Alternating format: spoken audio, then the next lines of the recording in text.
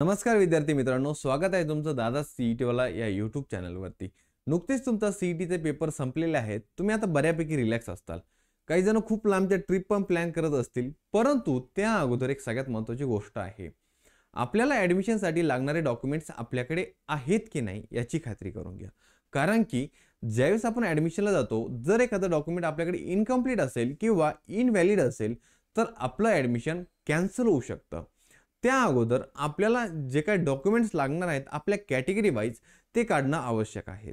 जे विद्यार्थी दादा सीईटी वाला या यूट्यूब चॅनलवरती नवीन असतील त्यांनी प्लीज सबस्क्राइब करा। ज्या लेटेस्ट अपडेट्स आहेत ॲडमिशन रिगार्डिंग किंवा 12th रिगार्डिंग ज्या लेटेस्ट अपडेट आहेत त्या सर्वप्रथम येतात दादा सीईटी वाला या यूट्यूब चॅनलवरती।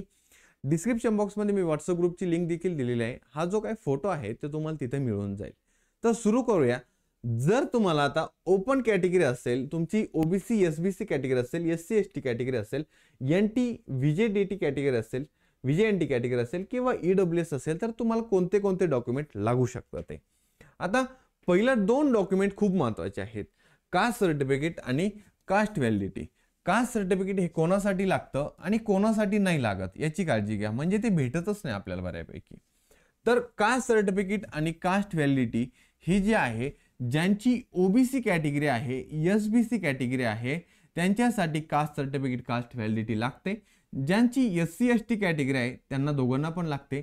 ज्यांची व्हीजे कॅटेगरी आहे किंवा एनटी कॅटेगरी आहे त्या दोघांना पण कास्ट सर्टिफिकेट आणि कास्ट व्हॅलिडिटी तुम्हाला लागते। परंतु ज्यांची ओपन कॅटेगरी आहे आणि ईडब्ल्यूएस कॅटेगरी आहे त्यांना कास्ट सर्टिफिकेट कास्ट व्हॅलिडिटी लागत नाही। आता नवीन आलेल्या विद्यार्थ्यांसाठी म्हणजे एसईबीसी यांच्यासाठी देखील कास्ट सर्टिफिकेट आणि कास्ट व्हॅलिडिटी लागते। आता त्यानंतर नॅशनॅलिटी पासपोर्ट किंवा लिव्हिंग सर्टिफिकेट सर्वांकडेच आपल्याकडे लिव्हिंग सर्टिफिकेट अवेलेबल असतं किंवा नॅशनॅलिटी। तर ही जी काय नॅशनॅलिटी आणि लिव्हिंग सर्टिफिकेट आहे ते सर्व कॅटेगरीच्या मुलांना याची गरज आहे। म्हणजे आपल्याकडे एवढे काय जे काय डॉक्युमेंट सांगतोय, जर तुमची ओपन कॅटेगरी असेल तर तुम्हाला लिव्हिंग सर्टिफिकेट किंवा त्याला ऑप्शन आहे नॅशनॅलिटी ही लागणारच आहे। जर आपली ओबीसी कॅटेगरी असेल, एससीबीसी कॅटेगरी असेल किंवा एसबीसी कॅटेगरी असेल, एससी एसटी कॅटेगरी असेल, एनटी व्हीजेएनटी कॅटेगरी असेल, ईडब्ल्यूएस कॅटेगरी असेल, तर आपल्याला नॅशनॅलिटी लिव्हिंग सर्टिफिकेट या गोष्टी लागणारच आहेत। त्यानंतर डोमेसाइल बर्थ सर्टिफिकेट। आपण महाराष्ट्राचे कॅन्डिडेट आहोत तर आपल्याला डोमेसाइल लागतच।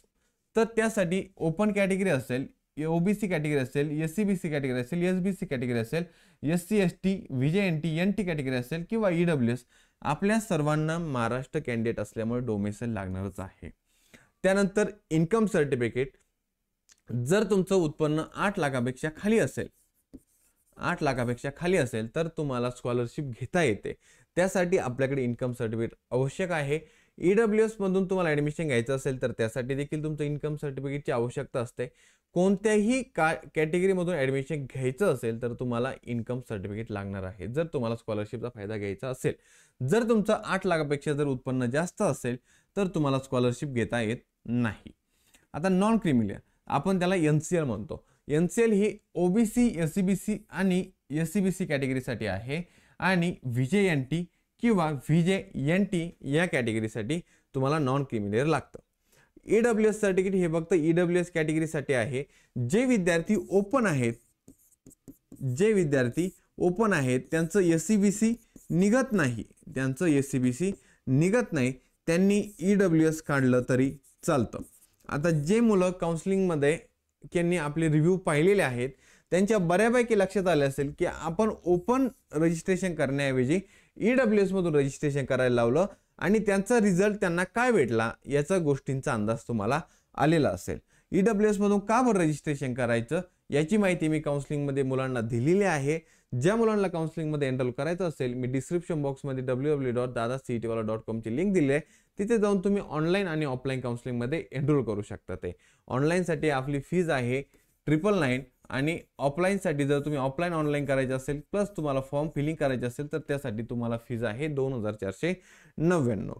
आणि त्याचबरोबर मी स्क्रीनवरती नंबर पण दिलेला आहे 8767444414 यावरती तुम्ही कॉल करून देखील माहिती घेऊ शकता। ते इन्कम झाले, नॉन क्रिमिनल झाले, ईडब्ल्यूएस झालं।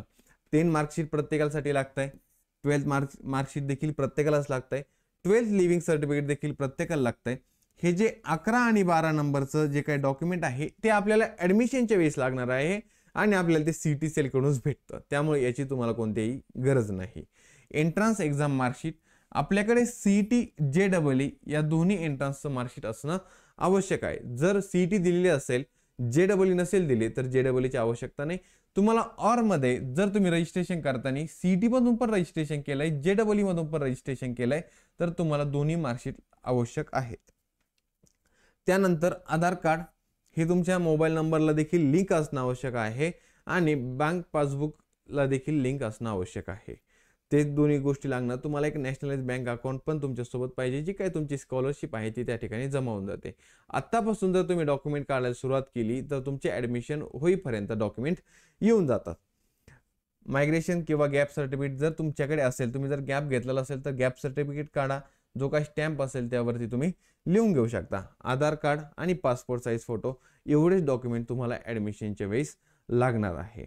ज्या विद्यार्थ्यांना डॉक्युमेंट्स काढताना काही अडचण येत असेल तर या नंबरवरती तुम्ही कॉल करू शकता. त्याचबरोबर रजिस्ट्रेशन कसं करायचं, डॉक्युमेंट व्हेरिफिकेशन कुठं करायचं, या सर्व गोष्टी खूप क्रिटिकल असतात.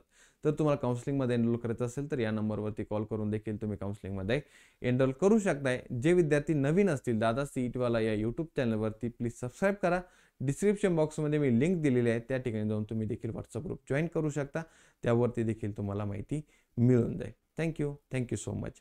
आणि ऑलरेडी जे मुलं आपल्या काउन्सिलिंगमध्ये एनरोल आहेत त्यांनी बाळांनो प्रत्येकाने हे जे काही डॉक्युमेंट आहे ऑलरेडी तुम्हाला फोटो ग्रुपवरती शेअर केलेला आहे. त्यावरती तुम्ही जे काही डॉक्युमेंट्स तुमच्याकडे नसतील ते काढण्यासाठी सुरुवात करा. आणि जर तुम्हाला काही डॉक्युमेंट्स काढताना अडचण आली तर या नंबरवरती आपल्या पर्सनल जो तुम्हाला काउन्सिलिंगसाठी प्रोव्हाइड केलेला नंबर आहे त्यावरती तुम्ही कॉल करू शकता. Thank you so much.